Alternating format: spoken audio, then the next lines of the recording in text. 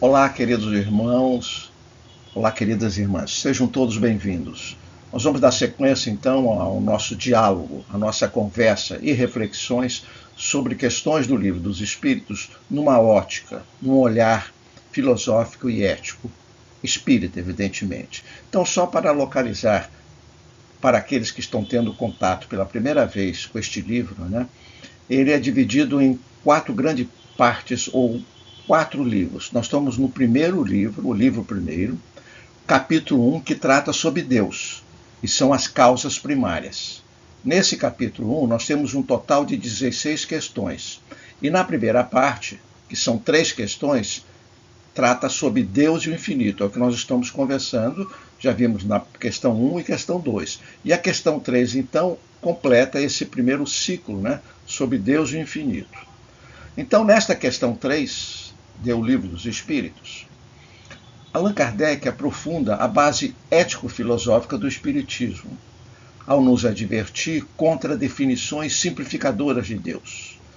Todos nós sabemos que Deus, a sua definição, a sua conceituação, ela é cultural, ela depende do local onde está sendo estudado, onde está sendo adorado Deus, a época, a parte política, a evolução espiritual, a depender da religião. Então é muito relativo essa concepção que todos nós temos de Deus.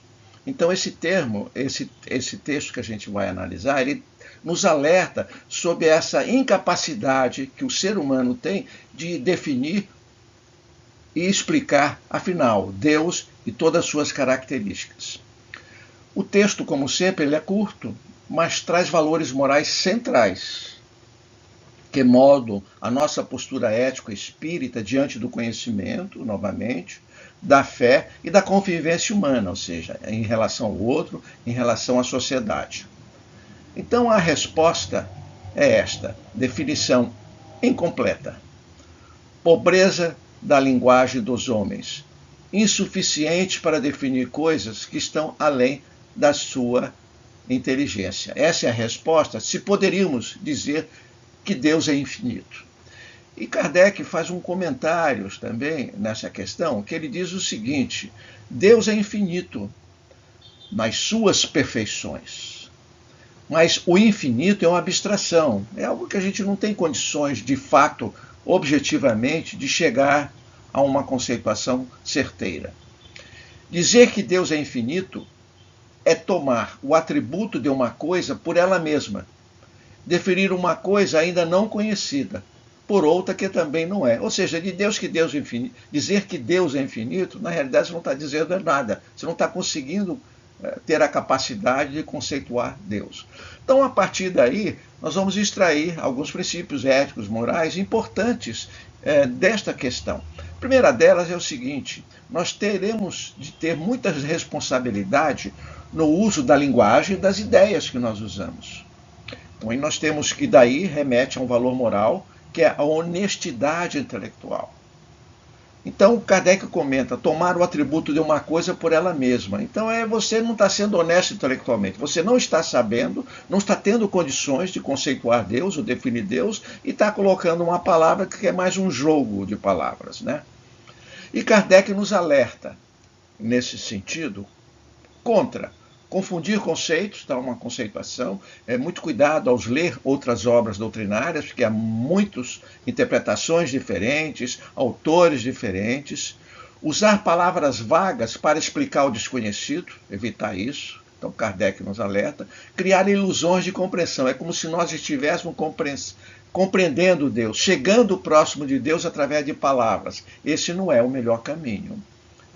E daí nós podemos extrair o seguinte: que a ética espírita exige clareza, rigor e honestidade no pensar e no ensinar. Então isso traduz bem a postura que Kardec utilizou em todas as obras que ele organizou para a doutrina, que depois seria constituída a doutrina dos espíritos.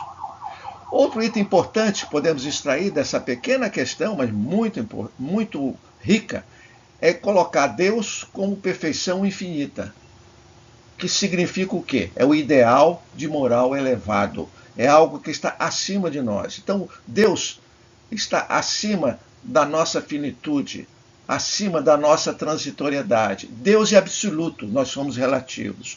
Por isso que nós não temos capacidade de compreender Deus ou nos aproximar e chegar a Deus. Então, para isso, nós temos um valor moral muito acentuado no Espiritismo, que é o aperfeiçoamento contínuo. Nós temos de estar sempre continuamente buscando ampliar a nossa consciência que temos de nós, do mundo e de Deus. Então, ao afirmar que Deus é infinito nas suas perfeições, o que o texto quer nos dizer? Primeiro, o bem absoluto existe como referência, é uma referência para nós. O espírito caminha indefinidamente rumo ao aperfeiçoamento, ou seja, ele sempre vai buscar a perfeição relativa, ele sempre está buscando o seu crescimento. E a moral não é estática, ela não é parada, sempre nós estamos crescendo e ampliando o nosso senso moral. Daí podemos concluir nesta pequena parte o seguinte, que Deus é modelo de perfeição. É uma referência que nós temos, é uma luz para iluminar os nossos caminhos, não objeto de definições limitadoras, como nós estamos vendo. Outro item importante, que é o terceiro que nós vamos levantar aqui para conversarmos, é o combate ao orgulho intelectual e espiritual. Muito comum isso aí no dia de hoje, né? É mais o que eu aparento, é a fala, é o dizer, do que propriamente a essência.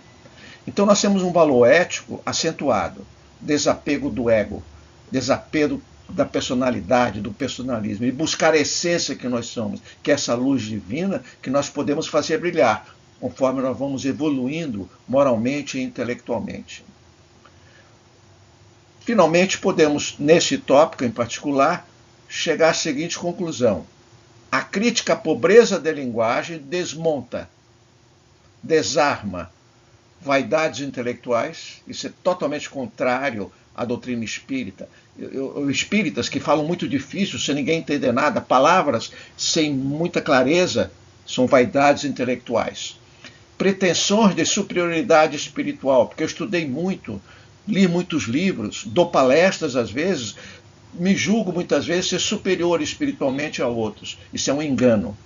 E disputas dogmáticas, levar disputas entre religiões, entre crenças, qual aquela que é melhor. Aí saem as grandes discussões teológicas, religiosas e ideológicas. Então podemos sintetizar nesta parte que o progresso moral exige simplicidade e espírito de aprendiz, estarmos sempre aprendendo de uma forma simples e honesta. Finalmente, o quarto item que nós gostaríamos de levantar nessa questão refere-se à tolerância e respeito às diferenças de crença.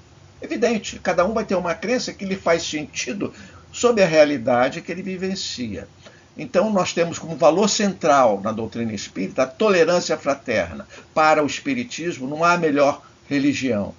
A melhor religião é aquela que leva o ser humano a praticar o bem e não professar a religião. É o que ela faz com a religião. Isso que o ser humano tem de refletir muito. E para isso temos de ter a tolerância fraterna para aceitar outras religiões. E é interessante nós daí tirarmos alguns tópicos. Se Deus não pode ser plenamente definido, o que decorre, né, desta reflexão? Primeiro, nenhuma crença humana pode se impor como definitiva, como melhor que a outra.